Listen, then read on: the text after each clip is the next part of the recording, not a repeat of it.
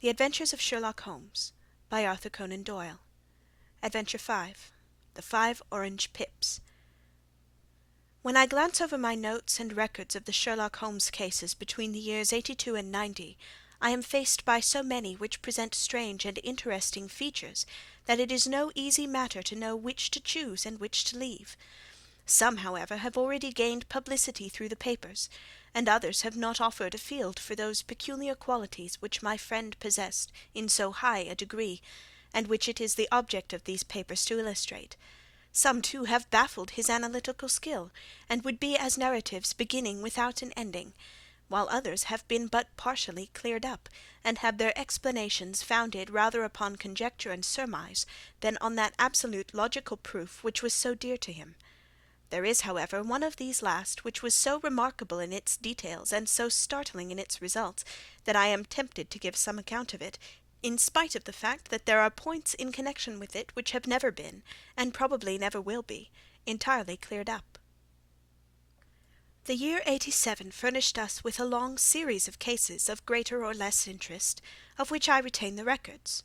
Among my headings under this one 12 months, I find an account of the adventure of the Paradol Chamber, of the Amateur Mendicant Society, who held a luxurious club in the lower vault of a furniture warehouse, of the facts connected with the loss of the British bark Sophie Anderson, of the singular adventures of the Grice Pattersons in the island of Uffa, and finally of the Camberwell poisoning case.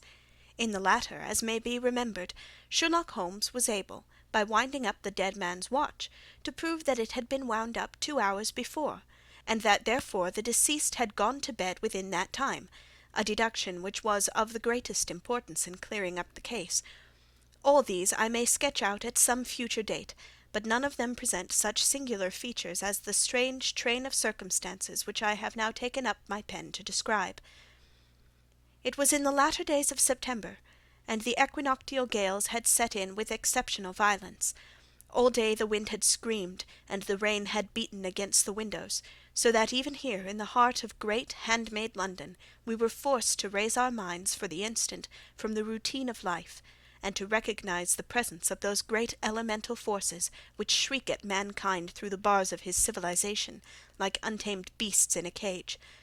As evening drew in, the storm grew higher and louder, and the wind cried and sobbed like a child in the chimney. Sherlock Holmes sat moodily at one side of the fireplace, cross-indexing his records of crime, while I, at the other, was deep in one of Clark Russell's fine sea stories, until the howl of the gale from without seemed to blend with the text, and the splash of the rain to lengthen out into the long swash of the sea waves. My wife was on a visit to her mother's, and for a few days I was a dweller once more in my old quarters at Baker Street. "Why," said I, glancing up at my companion, "that was surely the bell. Who could come up to-night? Some friend of yours, perhaps?" "Except yourself, I have none," he answered. "I do not encourage visitors." "A client, then?" "If so, it is a serious case. Nothing less would bring a man out on such a day and at such an hour. But I take it that it is more likely to be some crony of the landlady's." Sherlock Holmes was wrong in his conjecture, however, for there came a step in the passage and a tapping at the door. He stretched out his long arm to turn the lamp away from himself and towards the vacant chair upon which a newcomer must sit. "Come in," said he.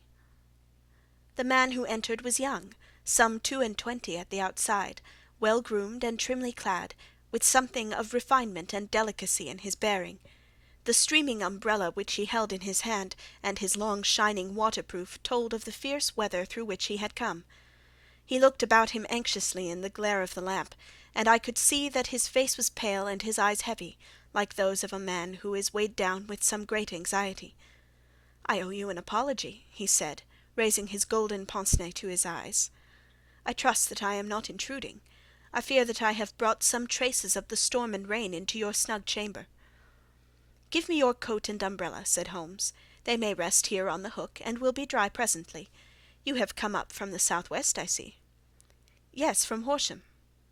"That clay and chalk mixture which I see upon your toe-caps is quite distinctive."